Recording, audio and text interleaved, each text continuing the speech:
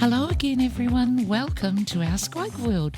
If you were here in person, we would give you a big, squishy hug. Thank you so much for joining us on Cry, Laugh, Eat, Making Friends with Your Emotions. I am Ruth. And I am Helen. We're excited to be back again this week and share with you how you can make friends with your emotions. We talk about 6 core emotions: fear, sadness, disgust, anger, happiness, and surprise. Every week we're going to rotate through one of the 6 core emotions, 1 week per emotion. We take just one small aspect of that emotion and we'll talk about it. Today, we are quoting from our book, Making Friends with Your Emotions, a line from the emotion fear, where it introduces itself to you. And this is what fear says: "You may think of me as your enemy, but I am actually your friend." Hard to imagine fear as a friend. An enemy wants to destroy and pull you down, whereas a friend wants to help you grow and lift you up. And it made me think of someone I knew many moons ago when I was teaching vocals and performance.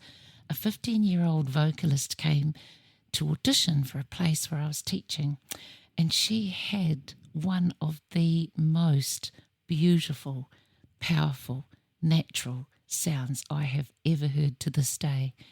But once accepted, she didn't last more than 3 weeks for one reason. She was unable to get over her fear of performing in front of an audience. Oh, So what it was a shame. It was a real shame. It was such a tragedy, and we all the staff tried to encourage and work with her. And singing was her passion. So fear was the enemy, and as an enemy, we can let opportunities and dreams and growth pass by because we're afraid. Yes, that's so true, Ruth. And fear as an enemy can also destroy our confidence in ourselves, and it can destroy faith. And something I was thinking about, it's not about never being afraid, but it's about understanding what you said, Ruth, that an enemy wants to destroy you, but a friend wants to lift you. And I can think of someone that I love dearly who survived a very horrific and violent attack on her, and her life was pretty shattered and feeling upside down. And she just took small steps, tiny step by step, to put the pieces of her life back together. And I was thinking about it. Did she experience fear? Oh, yes, she experienced a lot of fear. And perhaps the times it felt paralyzing, but it was those little steps that she kept taking that allowed her to make fear her friend. It was those little steps that she took that brought her courage step by step, and she was able to make, over time, major changes that would help her heal and look for safe and healthy relationships in the future. But it was all those little steps. That's amazing, because what I understand from that is that fear was a friend for her because it opened the door for her to nurture courage. Well said. I suppose when we think of fear, we tend to think of, I guess, horror. Yeah, and perhaps very physical things when we consider fear. But fear has many faces. And when we talk about faces, what we mean is that there are many different feelings that people can experience that are fear-based. So they stem from fear. I'm going to mention just a few: anxiety, worry, stress, feeling terrified, horrified, confused, nervousness, doubting, and even feeling panicky. They're all faces of fear.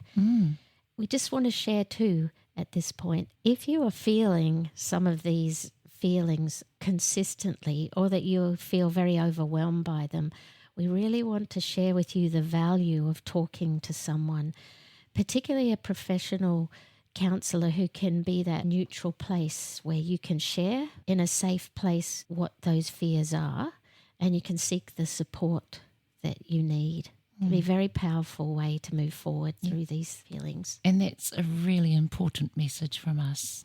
Okay, just recapping a little bit here. Do you remember how in the first episode we talked about emotions being a natural part of you and that they're quite normal?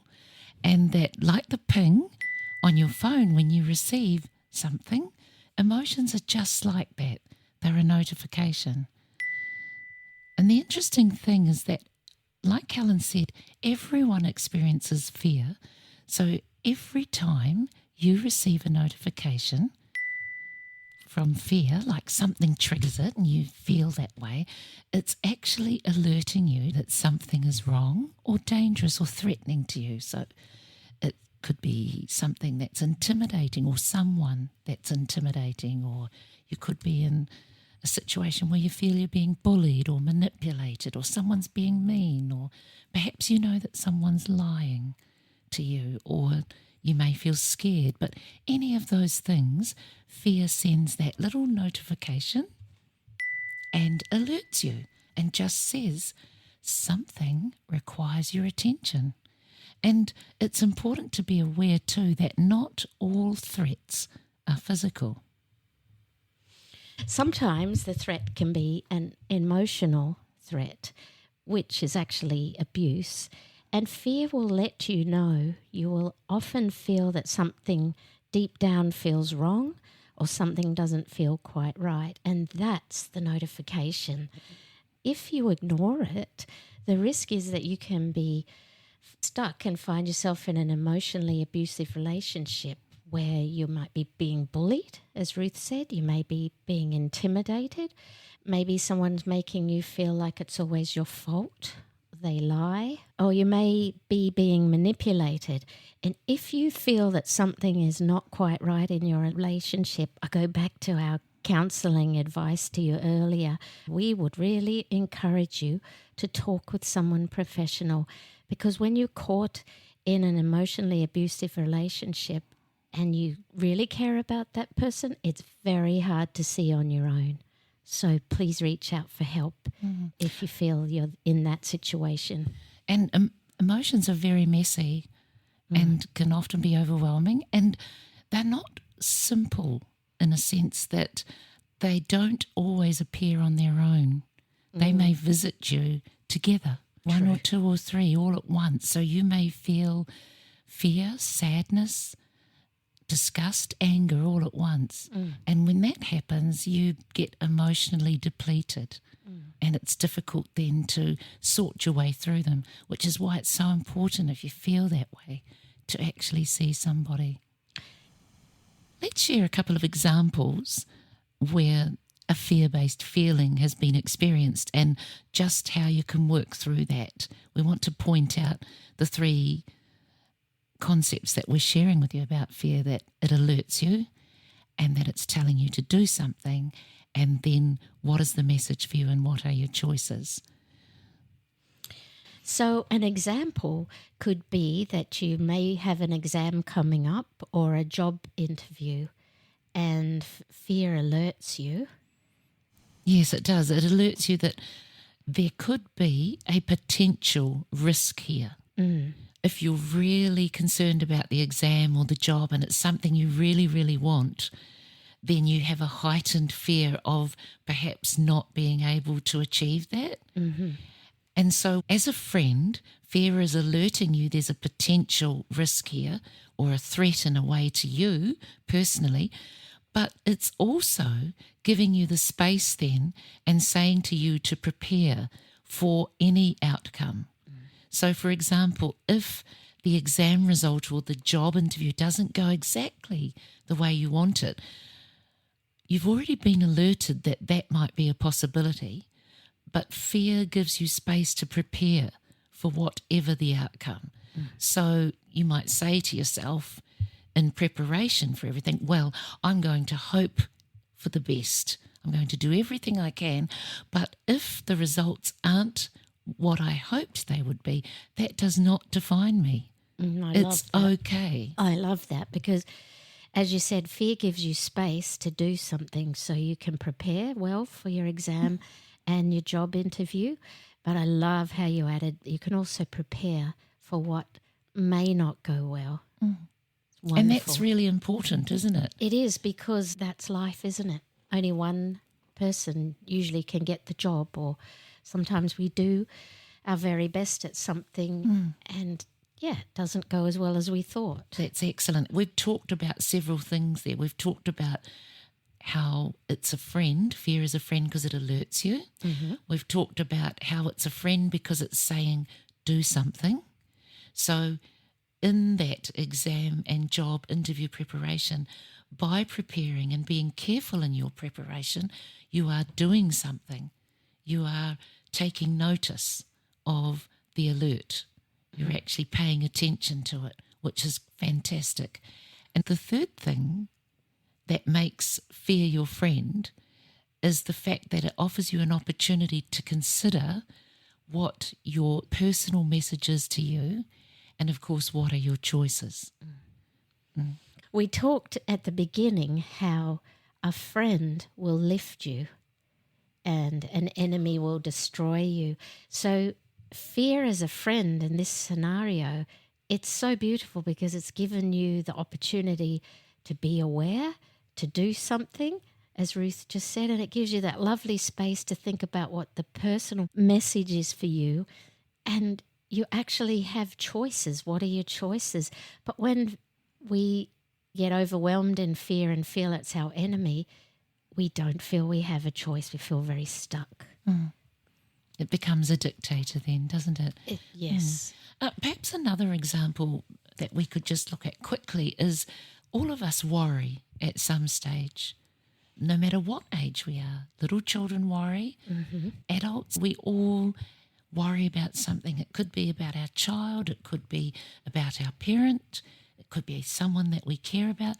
We worry about our finances. Yes. We worry about job security. We worry that we'll have enough food to put on the table. There's many things that we can get worried about. And worry is one of the faces of fear. And so when you think about it, if we were to look at those 3 steps again, first of all, worry is alerting you that there's another potential risk here, that something could go wrong. Fear here is helping you to take care of yourself. Yes, helping you know that there's something you need to do. So in this particular instance, I think that quote by Franklin D. Roosevelt comes into play, where he said, quote, "Courage is not the absence of fear, but rather the assessment that something else is more important than fear." And first of all, you are more important than fear. That's really something we need to understand, that we're much more important than the emotion. We're bigger than that. We're much more important than that. And secondly, I think earlier in this episode, we spoke about how fear nourishes courage. It waters the seed of courage, or helps you to develop that courage. So it's okay to feel afraid. It's okay to experience those feelings. It's okay to worry. It's okay to feel those things. As a friend, that's a part of fear's, I guess, character, isn't it? Yes, and if we didn't worry, we might go through life making careless decisions too. And not caring. Not caring the result of anything. Or about anyone. And when that fear comes along and lets you know there's something to be concerned about, it's actually a beautiful opportunity to look for the message that it has there just for you, so you can discover what your choices are in that situation. That's perfect too, Helen, because that aligns with Franklin D. Roosevelt's quote, where he said that the assessment of something else is more important than fear. So in that sense, there's an assessment that happens there as well. So to wind up our episode, we invite you to think about what's the message that fear can bring to you. If you pause and if you listen and look for that message, And then what choices do you have and what can you do with those choices? What is the message for you and what are your choices? If you would like to know a little bit more about fear and the other emotions and how they serve you, we have a book called Making Friends with Your Emotions, and it's actually a 10-minute read of 6 beautiful verses where the emotions really simply introduce themselves and they tell you why they're here for you, what they can do for you, and how they can serve you. While it's a 10-minute read, it will have a lifelong impact if you allow it. Thank you so much for joining us today. You can find links to us in our show notes, and we will see you next week. It's been great to have you with us. And remember to give yourself the gift of time. It's free. We can get stuck in emotionally. We can get stuck. We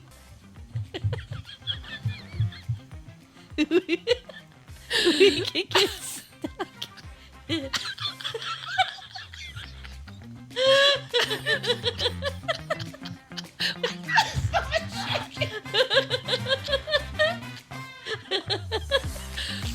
Oh, goodness me. It's hilarious.